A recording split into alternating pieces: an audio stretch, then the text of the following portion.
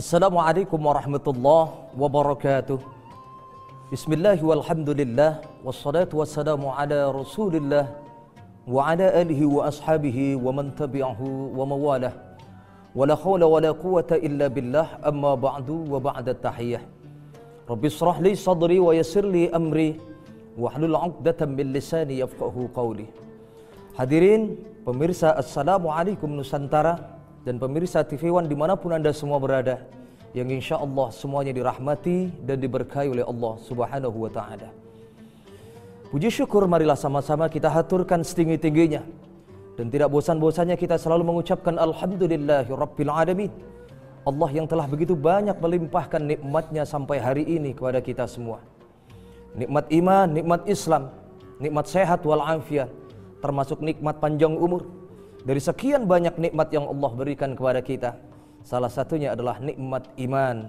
Nikmat merasakan nikmatnya kita beribadah kepada Allah, itu adalah salah satu nikmat yang paling besar. Mudah-mudahan kita semua tergolong hamba Allah yang pandai mensyukuri nikmatnya. Amin ya rabbal alamin. Salawat dan salam semoga selalu tercurah kepada junjungan kita Nabi besar Muhammad sallallahu alaihi wa alihi wasallam. Mudah-mudahan kelak kita dikumpulkan bersamanya, berdiri di bawah naungan bendera Rasulullah, dan kita pun terpilih menjadi umatnya yang nanti akan masuk surga bersama barisan beliau. Amin ya rabbal alamin. Hadirin pemirsa Assalamualaikum Nusantara yang dirahmati Allah Subhanahu wa Ta'ala. Menjadi mulia adalah salah satu tujuan hidup setiap manusia. Setiap manusia pasti ingin hidupnya mulia, dan belum pernah kita jumpai ada manusia yang tidak ingin mulia hidupnya. Baik itu mulia di hadapan sesama manusia, terlebih lagi mulia di hadapan Allah Subhanahu wa Ta'ala. Namun tidak sedikit ada orang yang kehilangan keseimbangan. Dia berpayah-payah mencari kemuliaan di hadapan sesama manusia. Dia merasa sedih, dia merasa kecewa di saat dia tidak mendapatkan penghormatan kepada sesama manusia. Namun tidak sedikit pula orang yang tidak peduli di saat dirinya rendah di hadapan Allah Subhanahu wa Ta'ala. Fakta membuktikan banyak saudara kita yang kelihatannya hidupnya sederhana, namun ternyata ibadahnya melebihi orang yang mungkin hidupnya luar biasa, bergelimangan harta, punya pangkat, jabatan, dan kedudukan. Dan fakta juga banyak membuktikan sejarah tidak sedikit sahabat Rasulullah yang mungkin miskin, tidak memiliki segala-galanya dalam hal materi, namun ternyata mendapatkan kemuliaan yang luar biasa di hadapan Allah. Salah satunya mungkin kita pernah mendengarkan satu kisah, salah satu sahabat hidup di zaman Rasulullah walaupun belum pernah bertemu dengan Rasulullah. Beliau adalah Uwais Al-Qarni. Siapa beliau ini? Beliau seseorang yang alim yang luar biasa, ketaatannya kepada orang tuanya, terutama kepada ibunya. Bahkan beliau mendapatkan julukan manusia yang tidak terkenal di dunia, namun disanjung dan terkenal di penduduk langit. Beliau tidak istimewa di mata manusia, namun ternyata begitu mulianya di hadapan Allah Subhanahu wa Ta'ala, di hadapan penduduk langit. Bahkan tidak sedikit orang yang menjuluki Uwais Al-Qarni adalah orang gila, orang yang tidak waras, karena ketidaklaziman apa yang dilakukan oleh Uwais Al-Qarni ini menurut penduduk kota Yaman saat itu.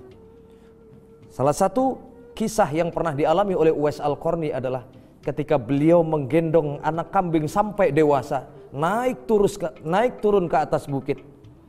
Bahkan orang saat itu bertanya-tanya apa yang dilakukan oleh Uwais Al-Qarni. Menggendong kambing naik turun setiap pagi dijumpai oleh penduduk kota Yaman saat itu. Qarn adalah salah satu nama wilayah. Penduduk Qarn saat itu menjuluki Uwais Al-Qarni orang yang gila. Ternyata di luar dugaan dari orang-orang yang saat itu menghina Uwais Al-Qarni, ternyata apa yang dilakukan oleh Uwais Al-Qarni menggendong kambing naik turun di atas bukit tidak lain adalah untuk melatih fisiknya Uwais Al-Qarni agar supaya memenuhi hajat ibunya untuk berangkat ke tanah suci Mekah menggendong ibunya tercinta. Ini satu bukti bahwasanya ketika manusia tidak mulia di hadapan sesamanya, belum tentu dia tidak mulia di hadapan Allah. Bahkan sejarah membuktikan ketika Uwais Al-Qarni meninggal dunia, ratusan orang bahkan ribuan orang saat itu memadati pemakaman Uwais Al-Qarni memberikan penghormatan kepada Uwais Al-Qarni. Siapakah mereka itu? Yang tidak lain adalah penduduk-penduduk langit yang diutus oleh Allah Subhanahu wa taala untuk memberikan penghormatan kepada Uwais Al-Qarni. Tentunya setiap amalan itu akan ada balasannya. Bagi setiap orang yang beriman, yang mentaati perintah dari Allah Subhanahu wa taala, maka tentu saja hadiah dan ganjarannya adalah surga. Bagi orang yang tidak melakukan perintah-perintah Allah, yang cenderung melakukan perbuatan dosa, tentunya balasannya tidak lain adalah neraka. Dan ini adalah hukum pasti dari Allah yang sama-sama harus kita renungkan semasa kita hidup di dunia ini. Dan tentunya kita semua pengen hidup mulia. Bagaimanakah caranya agar kita mulia di hadapan sesama manusia dan mulia pula di hadapan Allah Subhanahu wa taala? Imam Asy-Syafi'i rahimahullahu taala, beliau menyampaikan dalam sebuah kitab yang ditulis dalam kitab Manaqibus Syafi'i Al-Baihaqi. Beliau menyampaikan kriteria orang yang mulia di hadapan Allah di saat dia memiliki 3 sifat ini, 3 karakter. Apa 3 karakter yang mulia di mata Allah Subhanahu wa taala yang jika kita bisa melakukan ini, maka insya Allah diangkat derajat kita oleh Allah. Yang pertama adalah kitmanul faqri hatta yadhunna an-nasu min 'abdika annaka ghaniyun. Siapakah orang yang bisa mulia di hadapan Allah ini? Ya, karakteristik yang pertama adalah orang yang pandai menyembunyikan kemiskinannya di hadapan orang lain, di hadapan keluarganya, di hadapan sesamanya, di hadapan setiap manusia. Sampai-sampai hatta yadhunnan nasu min 'abdika annaka ghaniyun, sampai-sampai orang mengira bahwasanya dia adalah orang yang berkecukupan. Yang menjadi bahan pertanyaan untuk kita semua, apakah kita selama ini memiliki sifat seperti ini?